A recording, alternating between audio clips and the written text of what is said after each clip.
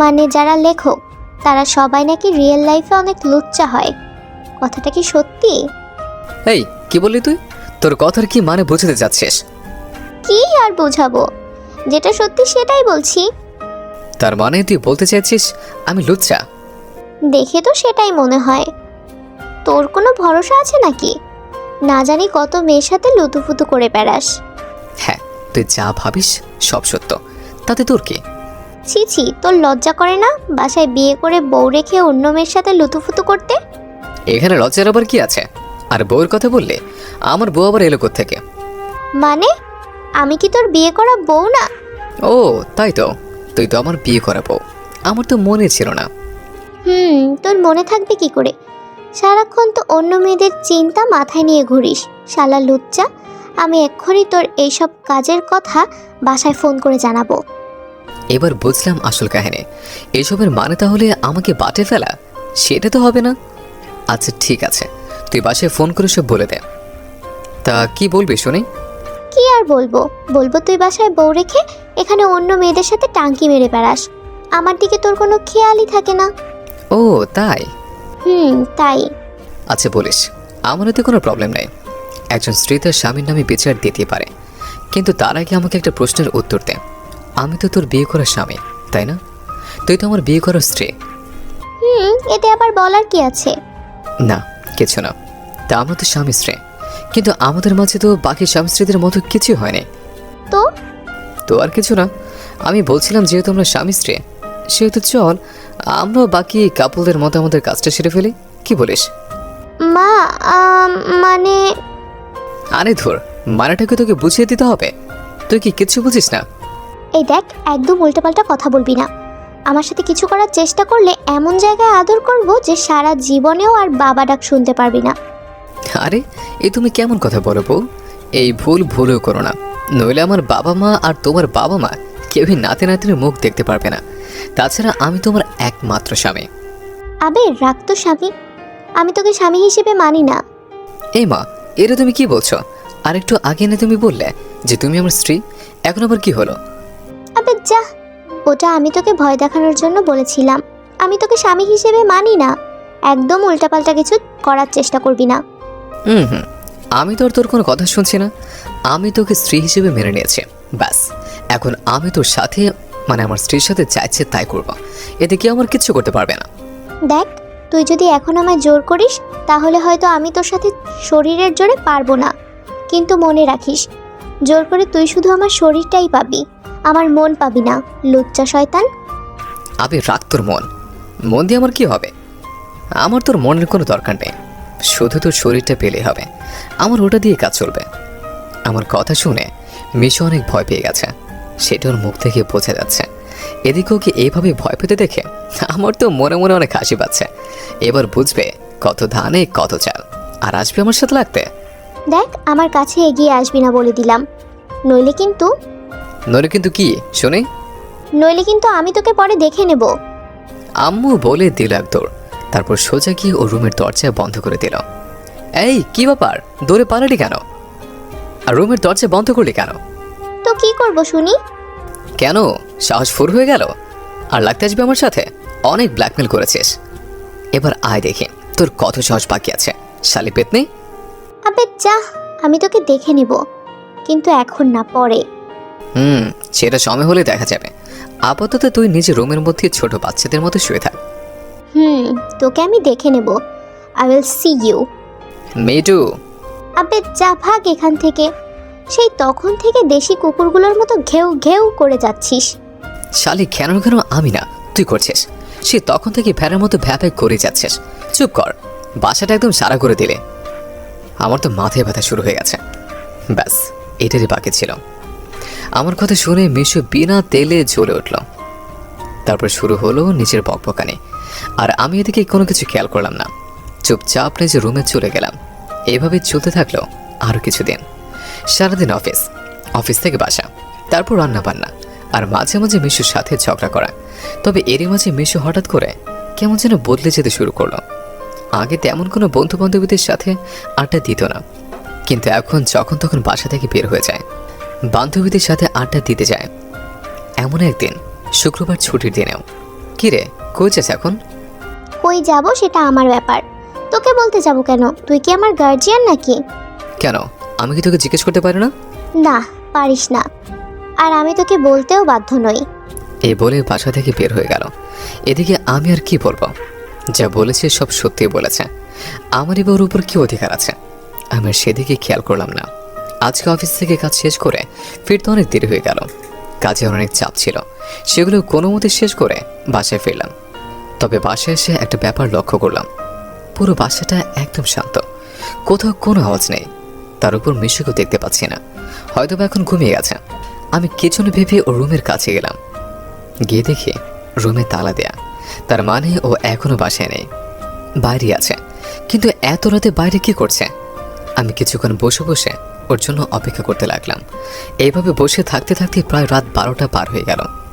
একটা মেয়ে এত রাতে বাসার বাইরে থাকে ঠিক না, তার উপর ওকে যে ফোন করব সেই ফোন নাম্বারটা আমার কাছে নেই। আমি আর কোনো কিছু না ভেবেই বাসা থেকে বের হয়ে পড়লাম ওকে খুঁজতে। যেহেতু ওর কলেজ এখন ছুটি চলছে, সেহেতু ও এখন কলেজে থাকতে পারে না, তাই আর কলেজে গেলাম না। বাইকটা নিয়ে আশেপাশের এলাকাগুলোতে ওই রাতের বেলায় ঘুরে ঘুরে ওকে খুঁজতে লাগলাম, কিন্তু কোথাও পেলাম না। হঠাৎ মনের মাঝে কেমন জানি একটা ভয় কাজ করছে, মেয়েটার আবার কিছু হলো না তো? এইসব চিন্তা করছিলাম আর রাস্তার পাশ দিয়ে বাইকটা নিয়ে যাচ্ছিলাম। হঠাৎ করে রাস্তার এক গলিতে কারো চিৎকারের আওয়াজ শুনতে পেলাম, আর গলার আওয়াজটা কেমন যেন চেনা চেনা লাগছিল। বাইকটা রাস্তায় ফেলে দিলাম এক দৌড়। ওখানে গিয়ে যা দেখলাম সেটা আপনাদের কি বলবো। 3টা ছেলে মিলে একটা মেয়ের সাথে অসভ্যতামি করার চেষ্টা করছে, আর মেয়েটা বাঁচার জন্য শুধু চিৎকার করছে। সবচেয়ে বড় কথা হচ্ছে মেয়েটার কেউ নয়, মেয়েটা মিশু। আমি আর সেখানে দাঁড়িয়ে থাকতে পারলাম না। এদিকে মিশু আমাকে দেখার সাথে সাথে দৌড়ে আমার কাছে চলে এলো, তারপর ভয়ে আমার পেছন দিকে লুকিয়ে পড়ল। আমি আর সেখানে কোনো কথা না বলে চুপচাপ ওকে নিয়ে চলে আসতে লাগলাম। হঠাৎ পেছন থেকে, এই যে হিরো, কি ব্যাপার? মেয়েটাকে নিয়ে কই যাও? আমি কোনো কথার উত্তর না দিয়ে চুপচাপ চলে আসতে লাগলাম। এই বেটা, কি হলো? কথা বলছিস না কেন? নাকি মেয়েটার সামনে নিজেকে হিরো সাজাতে চাইছিস? কোনটা?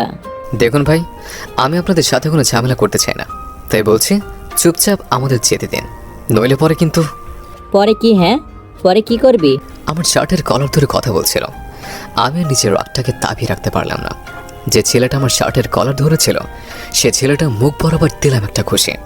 ছেলেটা আমার হাতের ঘুষি খেয়ে ধীপ করে মাটিতে পড়ে গেল। এদিকে এই ছেলেটাকে মারার কারণে বাকি দুটো ছেলেও আমাকে মারার জন্য দৌড়ে এগিয়ে আসলো। আমিও আর দাঁড়িয়ে থাকলাম না, ওদের সাথে ঠিসুম ঠিসুম করতে করতে একসময় ছেলেগুলো আমার হাতে মার খেয়ে ভয়ে পালিয়ে গেল। আমিও আর সেখানে না থেকে মিশুকে নিয়ে সোজা বাসায় চলে আসলাম। তবে বাসায় আসার পথে ওর সাথে কোনো ধরনের কথা বলিনি। বাসায় এসে ও আমাকে কিচ্ছু না বলে আগে ফ্রেশ হতে চলে গেল। এদিকে তখনও আমার মাথা গরম হয়ে আছে। আমি চুপচাপ সেখানেই দাঁড়িয়ে রইলাম। মিশু ফ্রেশ হয়েছে দেখে যে আমি এখনো সেখানেই দাঁড়িয়ে আছি। কি ব্যাপার, তুই ফ্রেশ না হয়ে এখনো এখানে দাঁড়িয়ে রয়েছিস কেন? দরকার আছে, তোর সাথে আমার কিছু কথা আছে। তোর কি কথা আছে না আছে সেটা কালকে সকালে বলিস। এখন আমি অনেক ক্লান্ত, আমি এখন ঘুমাবো। না, আগে আমার কথার উত্তর দেবে, তারপর অন্য কিছু। আচ্ছা বল, কি বলবি? তুই আজকে রাতে এত রাত ধরে কোথায় ছিলে? কোথায় গিয়েছিলে? আমি কোথায় গেছি না গেছি সেটা একান্ত আমার ব্যাপার, এটা তোকে বলার মতো কোনো দরকার আমি মনে করি না। মিশুর কথা শুনে মাথাটা আরো আগুন হয়ে গেল, আর নিজের রাগটাকে দমিয়ে রাখতে পারলাম না, তাই রাগের বশে দিলাম কষে চড়। তারপর বললাম, চুপচাপ আমার প্রশ্নের উত্তর দে, ভুলে যাস না এটা আমার বাসা। আমার এমন ব্যবহারে মিশুও অনেকটা অবাক হয়ে গেছে, সাথে অনেক ভয় পেয়েছে, সেটা ওকে দেখিয়ে বোঝা যাচ্ছে। কি হলো, কথা বলছিস না কেন? আমি আজকে বিকেলবেলা আমার এক বান্ধবীর বাসায় গেছিলাম। আজকে ওর জন্মদিন ছিল, তাই ফিরতে একটু দেরি হয়ে গিয়েছিল। ও তাই না? তোর বান্ধবীর জন্মদিন ছিল? তা তোর আমার সাথে এখানে আসার কতদিন হলো? 3 মাস। 3 মাস?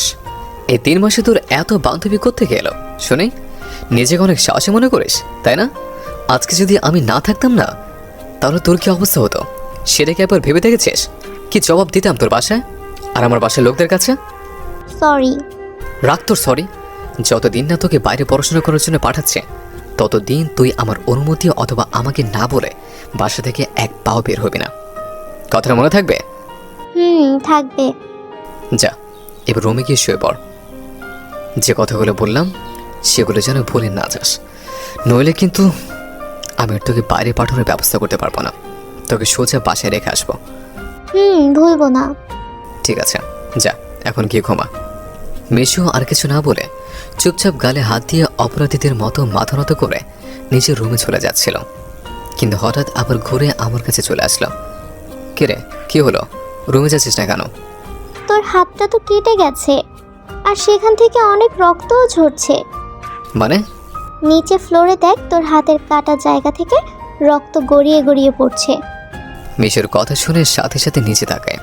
আসলে তো হাত দিয়ে রক্ত গড়িয়ে পড়ছে। হঠাৎ মনে পড়ল সে ছেলেদের মধ্যে একজনের হাতে একটা খুর ছিল।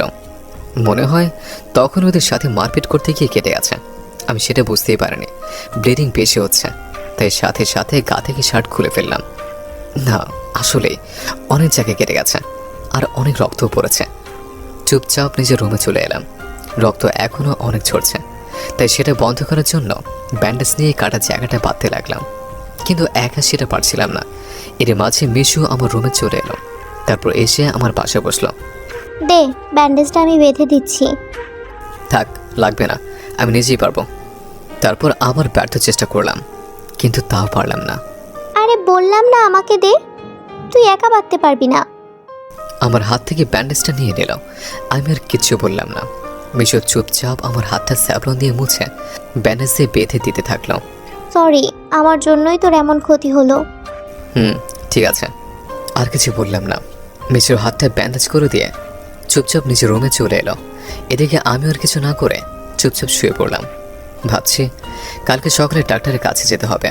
এসব ভাবতে ভাবতে কখন যে ঘুমিয়ে পড়েছে তা বুঝতেই পারিনি।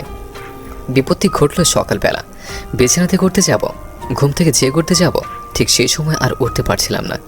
শরীরটা অনেক দুর্বল মনে হচ্ছিল। যখন উঠতে যাব ঠিক সেই সময় মাথাটা ঘুরে যাচ্ছে, আর তাই উঠতেও পারছিলাম না। শেষে কোনো উপায় না পেয়ে চুপচাপ বিছানায় শুয়ে রইলাম। এর মাঝে আবার কখন যে ঘুমিয়ে পড়েছে তা বুঝতেই পারি।